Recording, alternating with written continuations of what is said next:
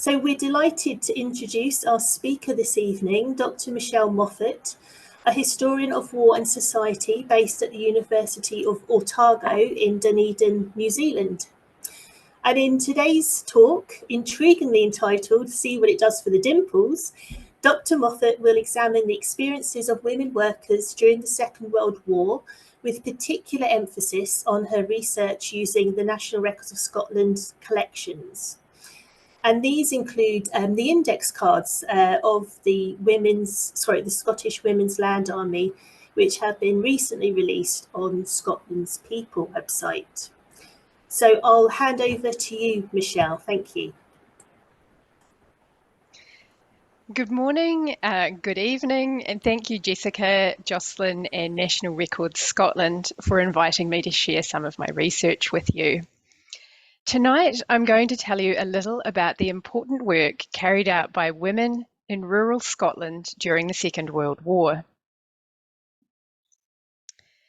On the eve of the Second World War, much of Britain's food supply was produced around the world and shipped to Britain. Meat, for example, came mainly from the Dominions, eggs were often from Europe, and butter was produced in New Zealand and Australia. Supplies of timber were also reliant on shipping. When war broke out, 96% of Britain's timber supplies came from overseas. This timber was used in important industries such as transport, particularly railway lines, mining, including making the props that held up the pits, and communications, so for example, telegraph lines, or the poles that held up the lines. And in addition, a large amount of the produce used to feed animals was also imported. So this over-reliance on international markets and shipping put Britain in a position of extreme vulnerability. And this was further threatened when the Battle of the Atlantic intensified in 1941. This was the naval battle between Allied and German ships and submarines, and it was Germany's plan to starve Britain into surrender by targeting the ships bringing food and valuable supplies. To give you some examples of the effects of this naval battle, between February and May 1941, German forces sank over 300 Allied merchant ships. In April alone, this resulted in losses of nearly 700,000 tonnes of shipped goods and reduced Britain's imported food supplies by 85%. So in effect, Britain's self-sufficiency and ability to feed its population were both severely threatened during those early years of the Second World War. And my talk today will look at the ways women helped to solve this problem, working as agricultural labourers and forestry workers in rural Second World War Scotland. Upon the outbreak of war in September 1939, Whitehall quickly implemented policies to increase British production of food and timber. For example, a few weeks after war was declared, all British farmers were ordered to plough 10% of their grassland and to sow predominantly wheat, followed by potatoes, barley, and oats. But at this time, the British agricultural industry was in a state of decline after 2 decades of economic depression. And things were even worse in Scotland. For Scottish farm workers, life was extremely difficult, and the interwar period had been characterised by high unemployment, low wages, and life was lived precariously close to the breadline. Scottish farming had also been slow to embrace new technologies and was heavily reliant on using horses rather than machines like tractors. Government plans to increase production were intensified during the Battle of the Atlantic. In addition, agriculture was made a reserved occupation, meaning employers in other industries were forbidden from hiring agricultural workers. but ultimately there were still too few workers to do this vitally important job. So to address this problem, authorities had to look for creative solutions. This included forcing male conscientious objectors and prisoners of war to do agricultural labour, advertising overseas for foreign workers, such as lumberjacks from Canada, and appealing to the general British public, including women.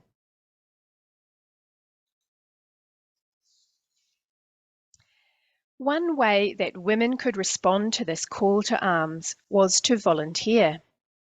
Across the course of the war, many women from all walks of life gave their time to assist in Scottish fields and forests. This included teachers who accompanied school children, girl guides and their leaders, church groups, young adults, and mothers with families. They undertook work such as berry picking, assisting with the harvest, and collecting sphagnum moss for wound dressings. University students were encouraged to donate their spare time to help on local farms, or to use their vacations to assist with the harvest, especially with tasks such as sowing potatoes, berry picking, and shawing the neeps, which, as many of you will know, which is cutting the leaves and the tops off turnips. Female students could join groups such as the Women's Auxiliary Land Army. And we can see in this photograph here 3 Scottish university students who were members of the Auxiliary Land Army, and in this photograph were volunteering on a farm in Berwickshire during their autumn vacation in 1940. And they look quite happy about doing so. Alongside volunteers, the rural workforce also contained female compelled labourers, which was those ordered by the courts to do agricultural work to help the war effort. For example, conscientious objectors were often sentenced to agricultural labour. And this was a real challenge for those who had no experience with agriculture, nor possibly even a desire to help the war effort. As many conscientious objectors were pacifists and did not believe in war, or were against ideas such as conscripting civilians, or held strong religious or political beliefs against this particular war. When researching for my book on wartime Scotland, I came across the case of Miss Janet Clark from Glasgow. Miss Clark refused to be conscripted into the Women's Auxiliary Services, so she had to appear before a conscientious objection tribunal. The judge ordered her to undertake agricultural work with the Women's Land Army. Miss Clark refused to do so and launched an appeal against the ruling. At her appeal hearing, she told the tribunal she would not join the Land Army, primarily because she objected to their uniform, and she told the court, "Breeches are an abomination unto God." While that is humorous to us today, it's possible that Miss Clark genuinely held conservative religious views, and working for the Women's Land Army, and even wearing trousers, might have been difficult for her to contemplate. But unfortunately, I don't know the final outcome of her case.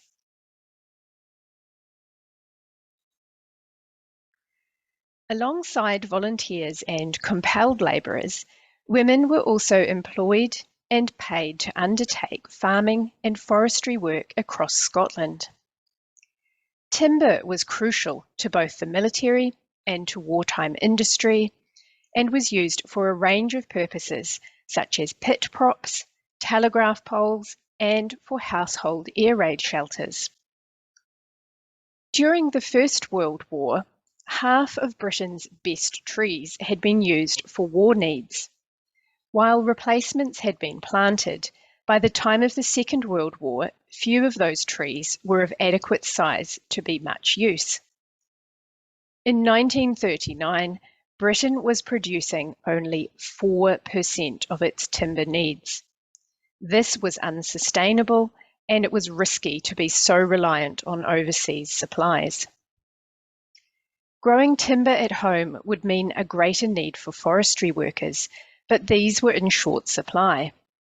So the Women's Timber Corps was established. In England, the group was established by the Ministry of Supply in April 1942, and in Scotland under the Homegrown Timber Department in May 1942.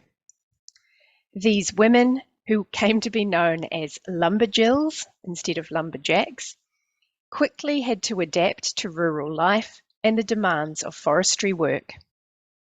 In Scotland, women were recruited from age 17 upwards, and they worked in the physically demanding jobs of felling trees, snedding, which is stripping off the side branches from the tree, loading timber into lorries and trains, and working in sawmills.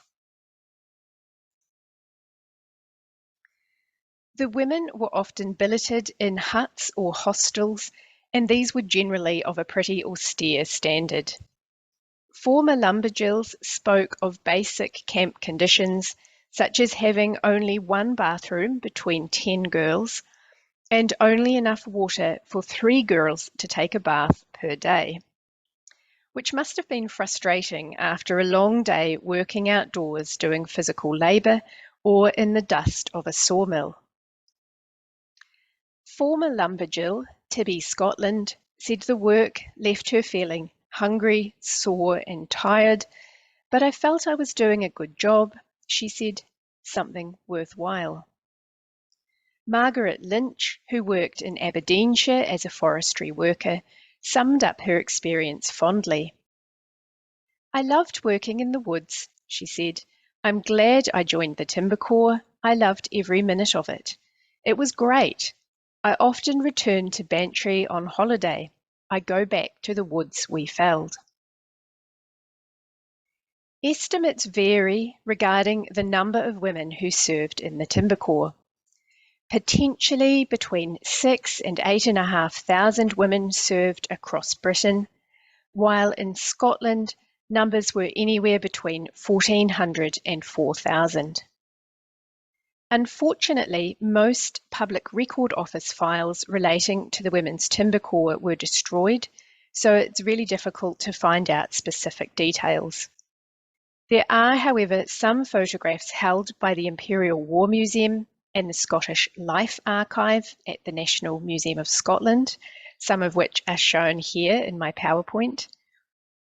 And there may also be some index cards available via Scotland's People. And I've included a slide at the end of the PowerPoint that I'll make available later if you want to find out how to do that.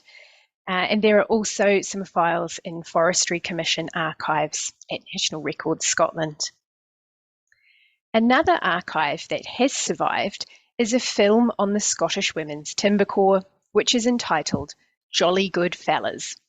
And it was produced by film company British Pathé in December 1942. And I'm going to show you this delightful clip now, so bear with me as I share my screen.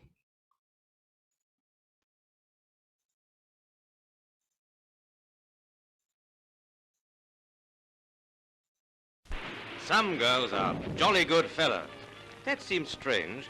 Take a good look at these sturdy lumberjills on their way to fell their daily bag of forest giants, somewhere in Scotland. Felling trees may harden the muscles, but see what it does to the dimples. Setting the axe head keeps it as keen as the girls are themselves. That's for luck. There's a knack and a great deal of effort in swinging an axe, especially for a girl who's never swung anything heavier than a handbag.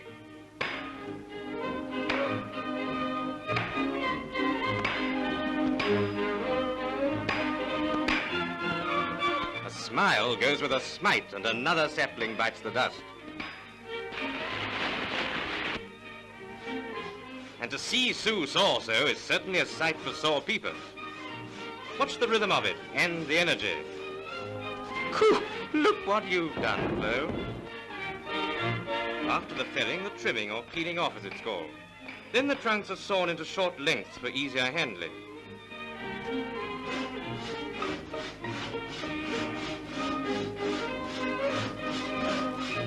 The felling chain is looped over the end of the log, and off it goes to the wood pile. Dorothy and Dobbin are the best of pals.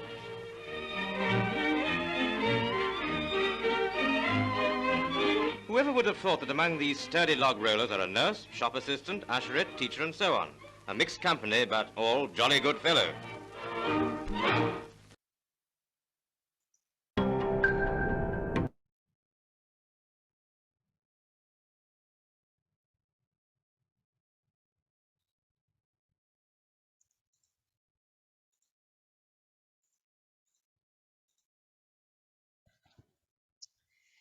So often such films were produced for the Ministry of Information, the government body tasked with maintaining and monitoring public morale. This film may have been produced to encourage women to enlist, and that might be the case with Jolly Good Fellas, as it was published about 6 months after the Timber Corps was formed. Alternatively, it may have been made as a way of keeping up public support for the war effort by showing some of the contributions of fellow citizens, especially as you wouldn't have seen this work otherwise. But in this case, there is no surviving bibliographical information to reveal clues of why or for whom Jolly Good Fellas was produced. The film is still useful though, as it shows us what female lumberjacks were doing, using the methods to chop and prepare the trees for milling.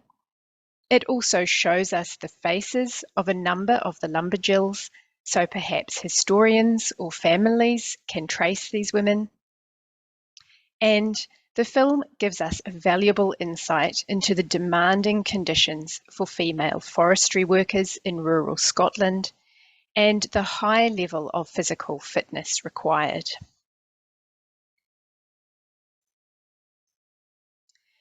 And aside from lumberjills, the chief source of women workers in Scotland was through the Scottish Women's Land Army. Initially formed late in the First World War after fears of food shortages, the organisation was resurrected in 1939. In Scotland, the Scottish Women's Land Army came under the Department of Agriculture for Scotland, and much of the administration was carried out by regional agricultural executive committees. If you want to research these women, there are Department of Agriculture files and worker index cards held at National Records Scotland. There are also photographs at the Scottish Life Archive and memoirs uploaded to the BBC People's War website. Members of the Scottish Women's Land Army soon adapted to their new conditions, though there were many challenges.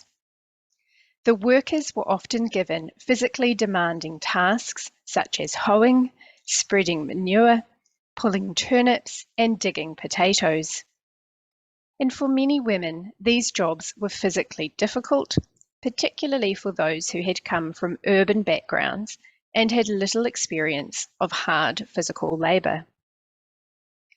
Support workers from the Church of Scotland noted that city girls who had previously undertaken little manual labour found these tasks back-breaking, and many struggled to accustom themselves to country life.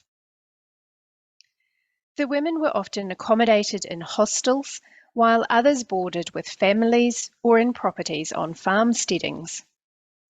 Wages were low, and for those accommodated on farms, a portion of the pay packet was given directly to the farmer for food and board.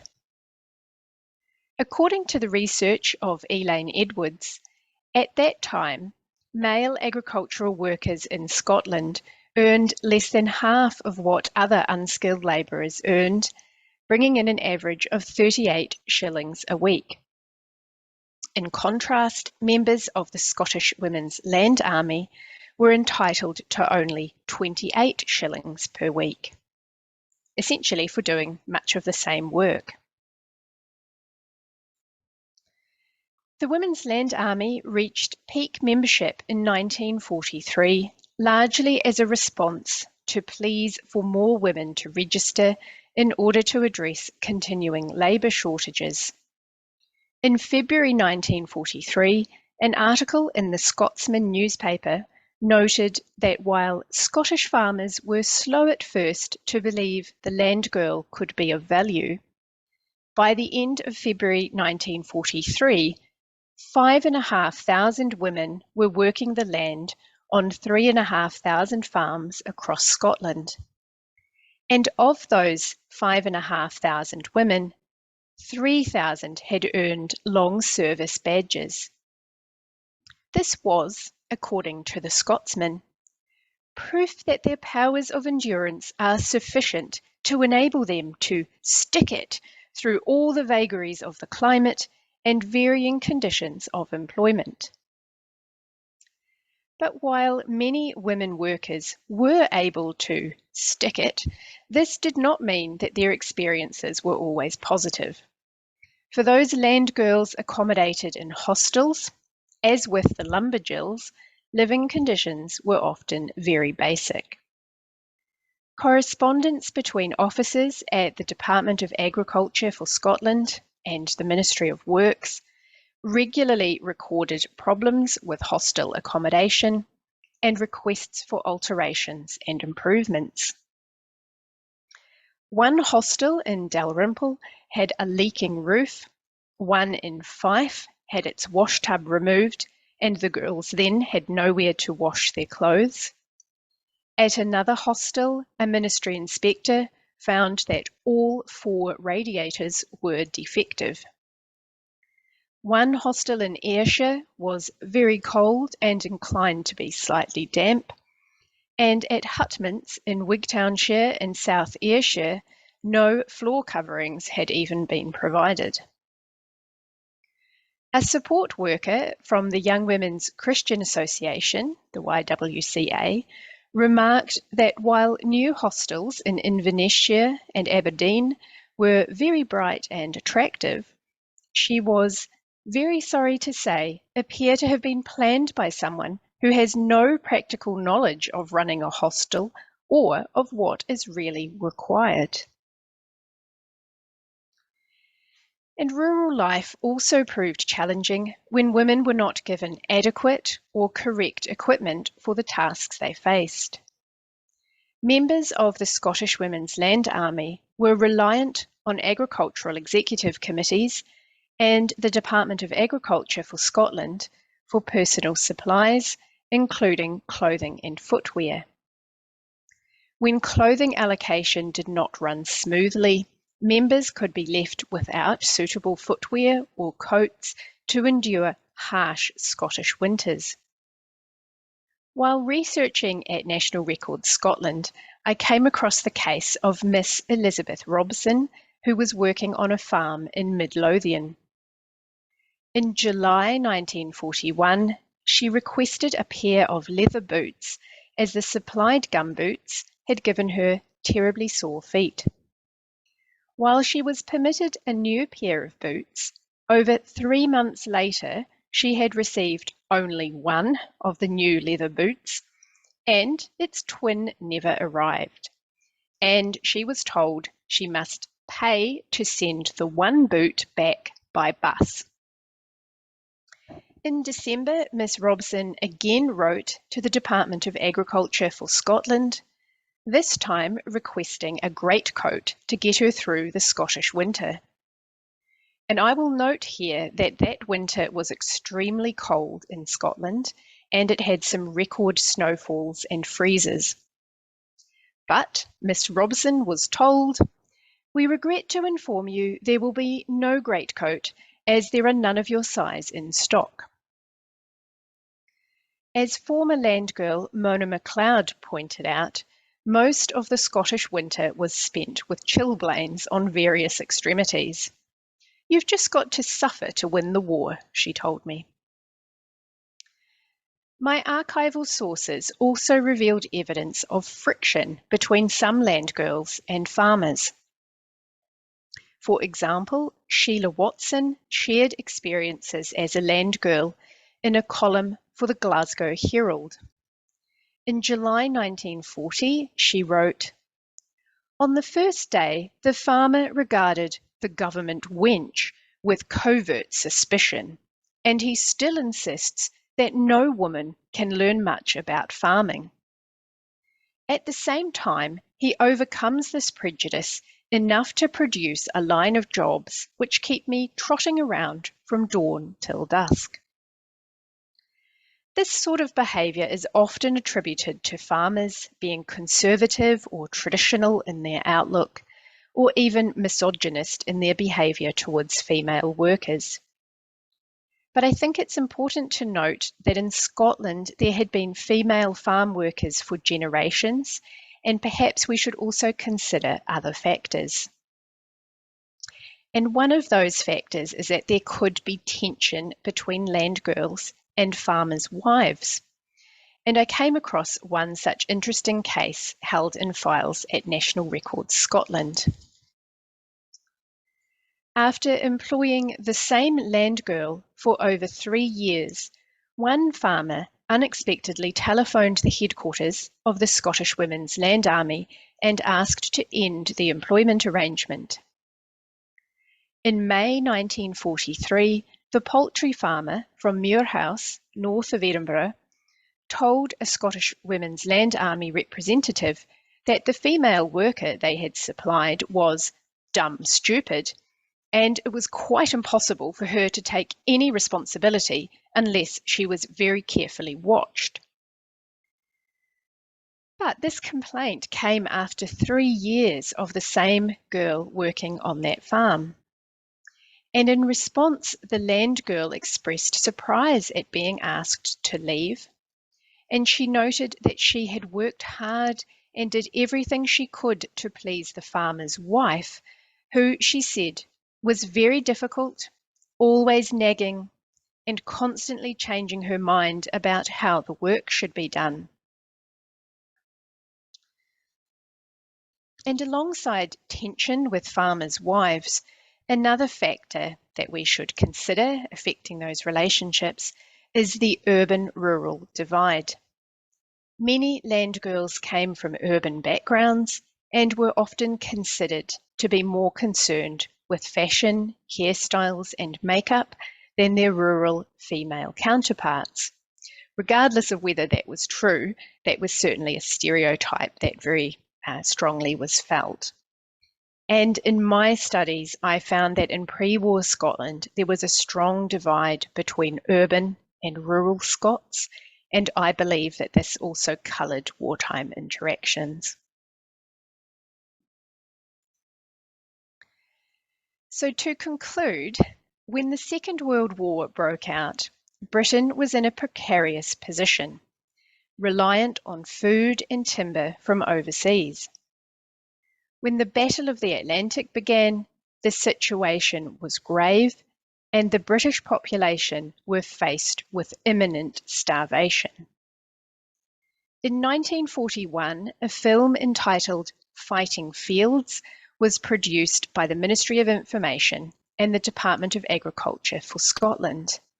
And you can view this film at the Scotland on Screen website. The film showcased the ways Scotland was feeding its population and the methods and adaptations used in the drive to increase production. Focusing on the contributions of workers, the footage showed labourers and volunteers cultivating, growing, and harvesting food to meet the needs of war. And it finished with these words: "In the old fields of Scotland and in the new fields, the farmers work side by side with the Scottish seamen and the men that clear the sea in the armed trawlers, side by side with the men of the Air Force and the men of the Army. These men and women, these old people and children who are working on the land, together with the fighting services, are defending Scotland. They are striking their blow for freedom on Scotland's fighting fields." In 1941, Scotland made up less than 10% of the total UK population, with over half of those Scots living in urban areas. Yet in 1944, that small percentage of rural Scotland produced 14% of the total food supply of the United Kingdom. Without their work, said Scottish Secretary of State Tom Johnson, we should have been starved into surrender. While popular culture often romanticises the efforts of the Women's Land Army, and we hear very little about the Timber Corps, the volunteers, and the coerced labourers, as we've heard, life as a rural worker was often quite challenging. But I hope you've enjoyed hearing about the important part women played through their work in Scottish fields and forests, striking their blow for freedom. Thank you.